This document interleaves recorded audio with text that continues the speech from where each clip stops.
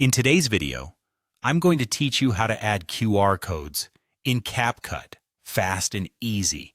If you're looking to enhance your video content by including QR codes, you've come to the right place. Adding QR codes is a fantastic way to link viewers to additional content like websites, contact information, or promotional materials, seamlessly bridging the gap between real-world interaction and digital media. So let's dive into the process. First things first, we need to generate a QR code. This can be done quite easily online. All you have to do is take the URL or any other information you want to share with your audience and convert it into a QR code using a QR code generator. These tools are generally free and user-friendly.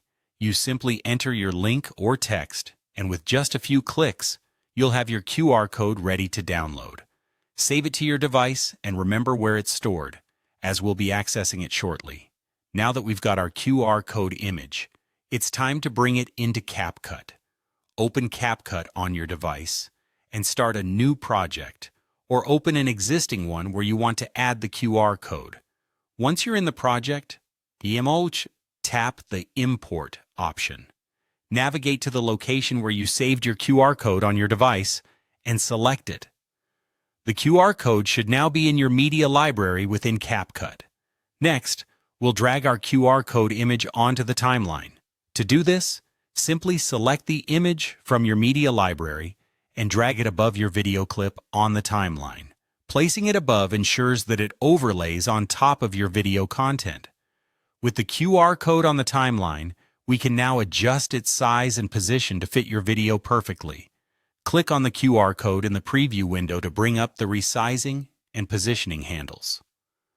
Ideally, you want the QR code to be visible, yet unobtrusive.